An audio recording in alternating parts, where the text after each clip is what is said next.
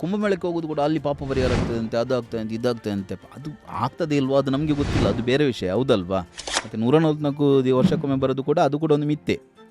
12 ವರ್ಷಕ್ಕೊಮ್ಮೆ ಆಗ್ತದೆ ಅಲ್ಲಿ ವಿಷಯ ಏನಂತ ಹೇಳಿದರೆ, ಗಂಗಾ ಯಮುನಾ ಸರಸ್ವತಿ ಸಂಗಮದಲ್ಲಿ ಸ್ನಾನ ಮಾಡೋದು, ಹೌದಲ್ವಾ? ಸರಿ. ಗಂಗಾ ಯಮುನಾ ಸರಸ್ವತಿ ಸಂಗಮದಲ್ಲಿ ಸ್ನಾನ ಮಾಡಲಿಕ್ಕೆ ಆಲ್ ಓವರ್ ಇಂಡಿಯಾದಲ್ಲಿ ಈಗ ನಮಗೆಲ್ಲ ಫೋನ್ ಇದೆ, ಮೊಬೈಲ್ ಇದೆ, ಈಗೆಲ್ಲ ಕಾಂಟ್ಯಾಕ್ಟ್ ಇದೆ, ಇದೆಲ್ಲ ಮೂಲದಲ್ಲಿ ಅದು ಪ್ರಾರಂಭ ಆದದ್ದು ಹೇಗೆ ಅಂತ ಹೇಳಿದರೆ, ನಮ್ಮದು ಆರ್ಗನೈಸ್ಡ್ ರೀಜನ್ ಅಲ್ಲ ಭಾರತದ್ದು. ಬೇರೆ ಕಡೆಯಲ್ಲಿ ಎಲ್ಲ ಒಂದೊಂದು ವ್ಯವಸ್ಥೆ ಇದೆ, ಭಾನುವಾರ ಶುಕ್ರವಾರ ಜಾಯಿಂಟ್ ಆಗೋದು, ಒಂದು ಕಡೆ ಸೇರುವುದೆಲ್ಲ. ನಮ್ಮಲ್ಲಿ ಆ ಕನ್ಸೆಪ್ಟ್ ಇರಲಿಲ್ಲ, ದೇವಸ್ಥಾನದ್ದೆಲ್ಲ ಕನ್ಸೆಪ್ಟ್ ಇರಲಿಲ್ಲ, ತೀರ್ಥಕ್ಷೇತ್ರದ ಕನ್ಸೆಪ್ಟ್ ಇದ್ದದ್ದು. ಖಾಲಿ ದೇಶ ರಾಜ್ಯ ಆಡಳಿತಾತ್ಮಕವಾಗಿ ರಾಜ್ಯಗಳು ಬೇರೆ ಬೇರೆ ಇತ್ತೇ ಹೊರತು ಆಧ್ಯಾತ್ಮಿಕವಾಗಿ ಭಾರತ ಒಂದೇ ಇದ್ದದ್ದು.